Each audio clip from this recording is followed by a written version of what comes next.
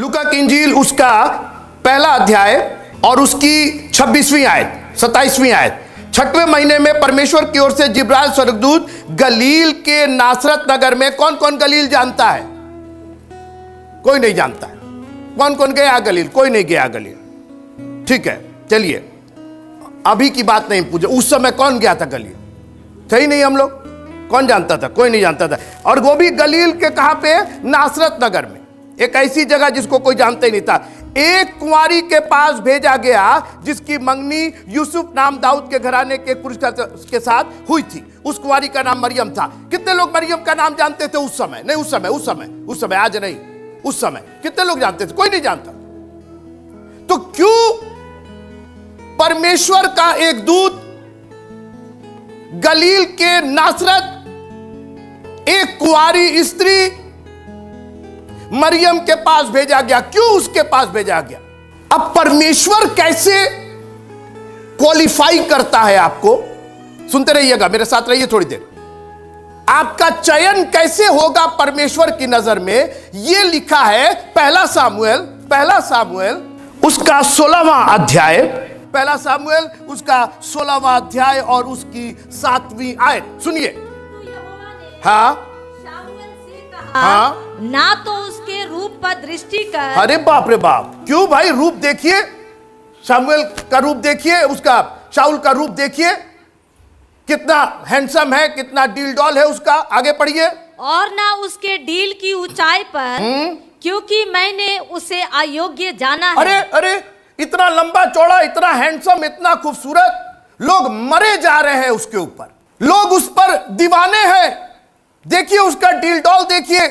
माँ बाप लालायित है कि मेरी बेटी की शादी हो जाती इससे, इतना देखने में सुंदर है। परमेश्वर ने कहा खबरदार जो तुमने उसके बाहरी रूप को देखा। आज हम लोग बाहरी रूप को सजाने के लिए दीवाने हुए जा रहे हैं। 10वां अंश का पैसा चला जा रहा है हमारे बाहरी रूप को सजाने के लिए। इस बार क्रिसमस है ना, नई साड़ी, नया शर्ट, नया पैंट लेना है, 10वां अंश नहीं दे पाएंगे बाहरी रूप को सजाने के लिए। इस बार क्रिसमस है ना, सजावट में पैसा लग गया, केक और गुजिया पकवान में पैसा लग गया। बाहरी रूप तो परमेश्वर को कतई पसंद नहीं, क्योंकि वो जब भी आपको देखता है आप तो मिट्टी दिखाई देते हैं, उसको धूल दिखाई देते हैं, क्योंकि उसने धूल से बनाया है। तो उससे बेहतर कौन जानेगा? जब आपको देखता तो बोलता अरे ऐसा धूल है, आप बाहर धूल को सजाए हुए हैं, धूल को सजाइएगा। आगे पढ़िए क्या लिखा है। क्योंकि यहोवा का देखना, हाँ, अरे तेरी के, यहोवा का देखना मनुष्यों का देखना नहीं है, का सा नहीं। यस, जिस नजर से आप देखते हैं उस नजर से प्रभु नहीं देखता है। इस बात को गांठ में बांध लीजिए। और इसीलिए आप निराश होते हैं, इसीलिए आप फेल होते हैं, क्योंकि आप अपने तरीके से देखते हैं उसको। अरे हम तो ये कर रहे हैं, हम तो वो कर रहे हैं। आप ना कर रहे हैं, आप ना सोच रहे हैं, आप अपने आप को धर्मी समझ रहे हैं। परमेश्वर का देखना मनुष्यों के देखने सा नहीं है, और उसमें आसमान जमीन का अंतर है। अब देखिए परमेश्वर का देखना कैसा होता है। मनुष्य तो बाहर का रूप देखता है। सीधी सी बात, कैसा डिवाइड किया।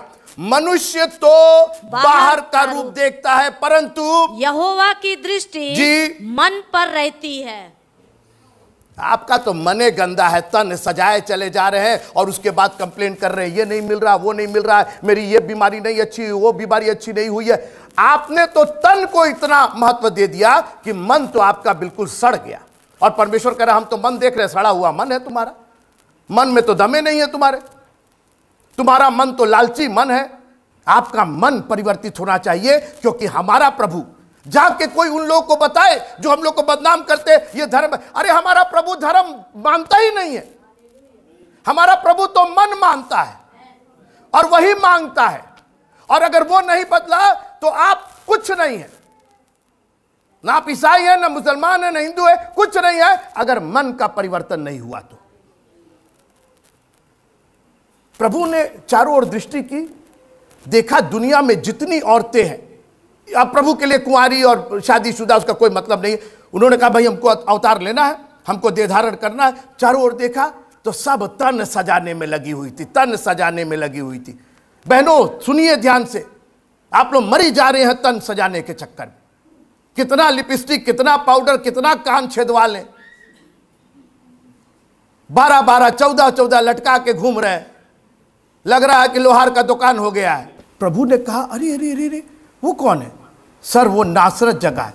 भाई नासरत तो है, तो वहां वो कौन जगह है? जी गलील का नासरत है वो। अच्छा, तो वहां हमको एक स्त्री दिख रही है।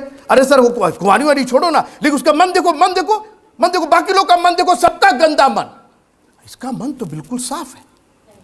परमेश्वर की दृष्टि मन पर लगी रहती है, और मरियम ने इसको प्रूव करके दिखाया। आप कहेंगे आपको कैसे मालूम उसका मन साफ था? क्योंकि जब सब बातें हो गई, सब लोग आश्चर्य करके चले गए, मरियम सारी बातें अपने मन में रख के सोचती रही। बाकी लोगों ने अपने तन में रख लिया, बाकी लोगों ने अपने मोबाइल में रख लिया, बाकी लोगों ने ताक पर रख लिया। मरियम ने कहा ना, मैं तो अपने मन में रखूंगी। आप हैं मेरे साथ? एक बात बताएं आपको, कोई चीज आप तभी वहां रख सकते हैं जब वहां पे जगह हो, तब रखा जा सकता है। जब जगह ही नहीं है, मैंने कहा जब जगह ही नहीं है, तो एक सुई भी आप नहीं रख पाइएगा। परमेश्वर का कलाम है और आप मोबाइल में घुसाए हुए हैं, तो मौका में घुसाए हुए हैं, तो यहां घुसे हुए। अरे रखना है तो मन में रखिए उसको। और बाइबल कहती भी है, दाऊद ने कहा कि मैंने तेरे वचन को ताक में रख दिया है, यूट्यूब पर रख दिया है, फेसबुक पर रख दिया है, मोबाइल पर। जी नहीं, मैंने तेरे वचन को, तेरा वचन मन में ही रखा जा सकता है और कहीं नहीं रखा जा सकता है, क्योंकि ये मन सबसे पवित्र, सबसे अच्छी जगह है परमेश्वर का वचन रखने के लिए। और मैंने कहा, सुनिएगा, जैसा वो सोचता है वैसे ही वो है।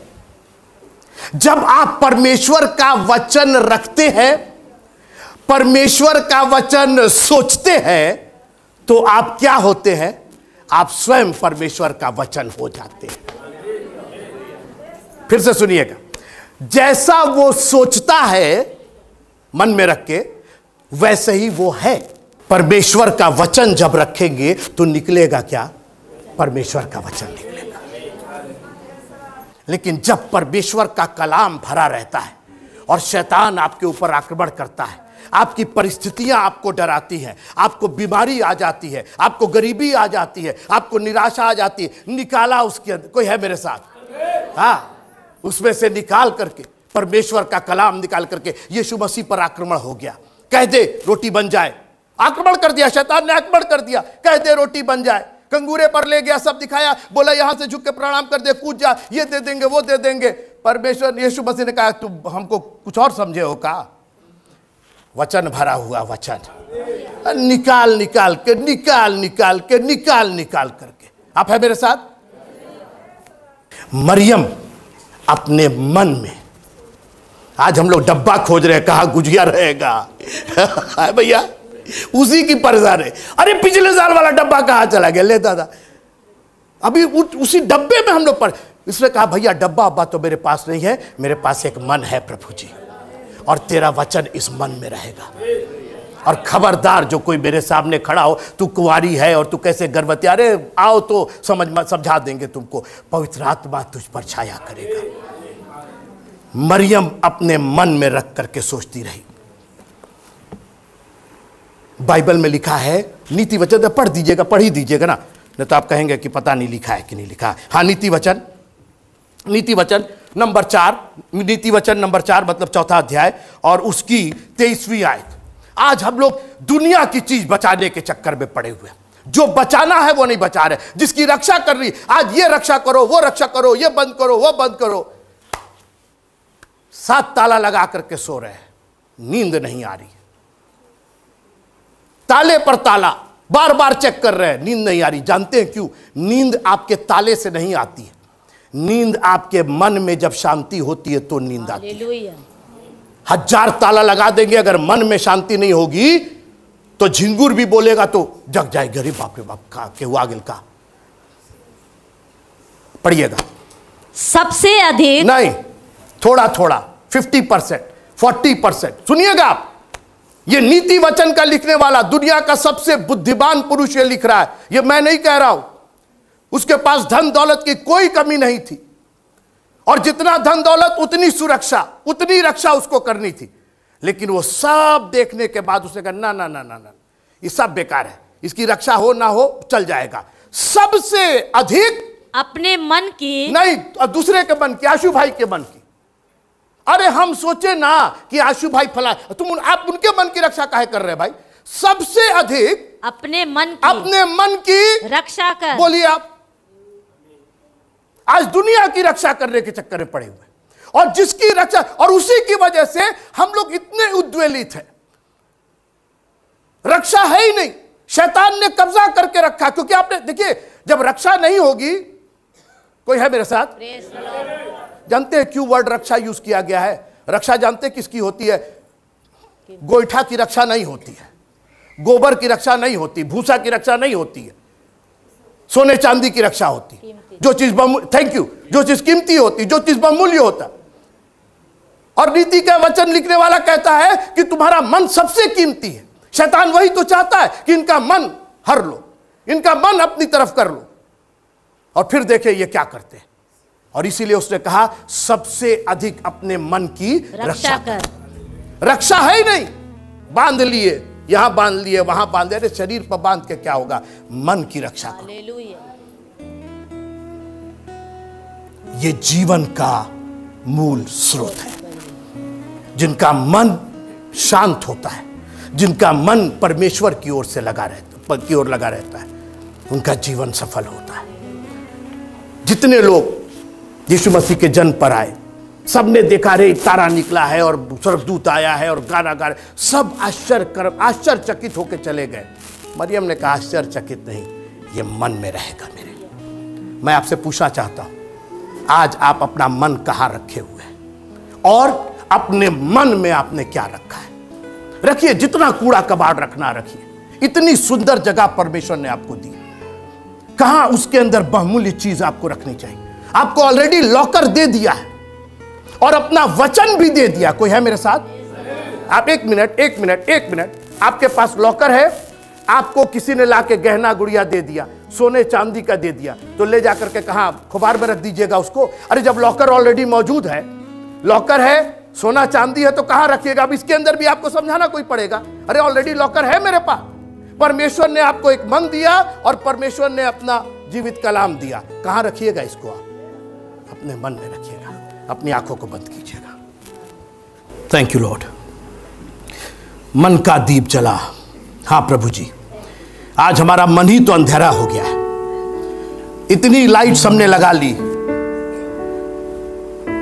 इतनी एलईडी लगा ली, इतना फोकस लगा लिया प्रभु जी, लेकिन मन तो अंधेरा पड़ा हुआ है। कहीं से वो जॉय, वो खुशी है ही नहीं। क्योंकि खुशी दिन से नहीं, दिल से आती है खुदावन। आज हम लोगों ने दिन धरा दिया है कि ये फलाने दिन को ये होगा, फलाने दिन को, और दिल हमारा है ही नहीं। आज हमारे दिल को तैयार कीजिए खुदावन, हमारे मनों को तैयार कीजिए। तेरा कलाम यही कहता है कि जब तुम उसकी आवाज को सुनो तो अपने हृदयों को, अपने मनों को कठोर मत करो।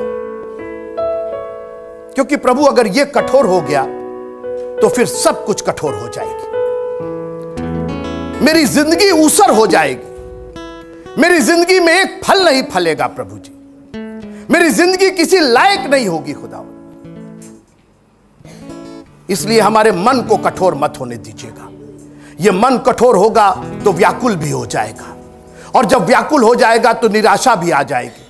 प्रभु आज हमें यह ताकत दीजिए कि हम अपने मन की, अपने विचार की रक्षा करें, और तेरा कलाम इतना भर ले खुदावंद कि जब जहां जरूरत हो अपने मन से हम तेरा कलाम निकाल करके अपने दुश्मन पर इस्तेमाल कर सके, अपनी परिस्थितियों पर इस्तेमाल कर सके।